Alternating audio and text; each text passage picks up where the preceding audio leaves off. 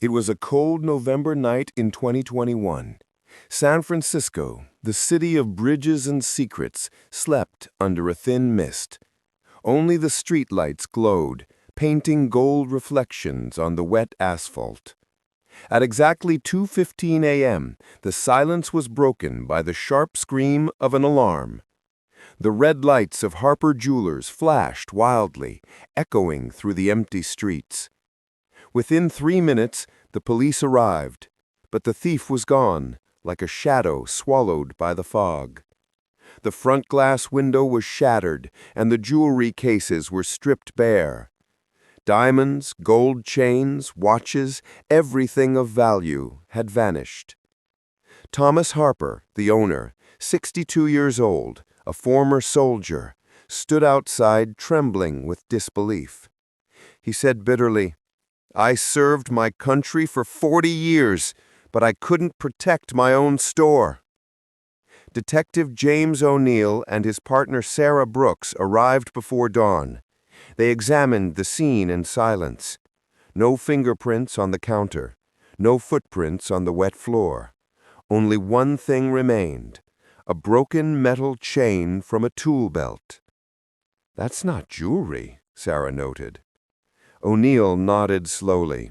"No, that's from a construction worker's gear, someone who knows how to handle alarms." Forensics confirmed it. The alarm system had been disabled professionally. Whoever did this knew exactly what they were doing. By sunrise, the city buzzed with rumors. The news called it the Diamond Heist of Pacific Heights. Every channel showed the same grainy footage, a tall man in a black hoodie moving with calm precision. He never looked at the camera, not once. O'Neill spent 3 days reviewing footage from nearby blocks. At last, he spotted something. A small white van parked 2 streets away, half hidden behind a dumpster. The city cameras caught its license plate just as it drove off at 2:18 a.m.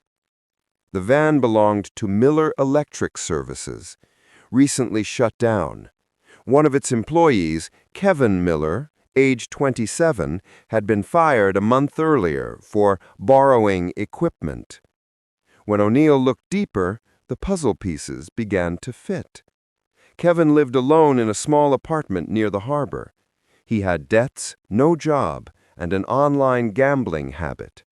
But just a week after the robbery, he suddenly posted photos of a new car and a gold watch. One of his friends commented, "Easy money, bro." That phrase became the spark that started the fire. The detectives obtained a warrant and searched Kevin's home. At first, they found nothing suspicious, only empty beer bottles, some unpaid bills, and a pile of tools. But in the trunk of his car, beneath a false compartment, Sarah found a small velvet box. Inside, a pair of silver earrings engraved with the name Harper Jewelers. When questioned, Kevin acted confused. I brought those from a guy at the flea market. I swear I didn't know they were stolen." O'Neill's eyes narrowed.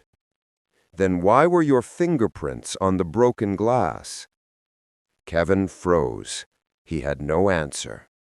3 days later, forensic results confirmed everything. Fingerprints, shoe prints, fiber residue from his hoodie. It was an open and shut case. Kevin Miller was arrested and charged with grand theft and burglary. When the police led him out, flashes from reporters' cameras filled the street. Neighbors whispered. His mother cried.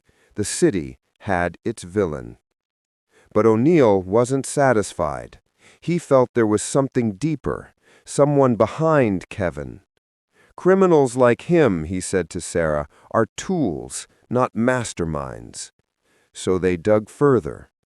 Kevin's phone revealed encrypted messages from a contact saved as R. The texts read, "You do the job, I'll handle the buyer.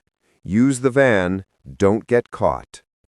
When traced, the number led to Ryan Cole, a former pawn shop owner with a history of fencing stolen goods. But Ryan had disappeared 2 days after the heist. His apartment was empty, his bank account cleaned out. It was too late. The mastermind was gone. In January 2022, Kevin's trial began at the San Francisco County Court. The courtroom was packed. Journalists, citizens, and even former customers of Harper's store. Kevin looked pale and tired. His lawyer, a young man in a gray suit, whispered, "Stick to the story. You found the jewelry by accident." The prosecutor, however, came armed with evidence. He showed the jury the fingerprints, the phone messages, and the security footage. Then he pointed at Kevin and said, "This man used his professional skills not to build, but to destroy trust. He didn't steal just jewelry. He stole peace." Thomas Harper took the stand next. His voice shook as he spoke. "That store was my life's work. Each diamond had a story of love, of memory, of family. And in one night, it was all gone." Even the jury remained silent.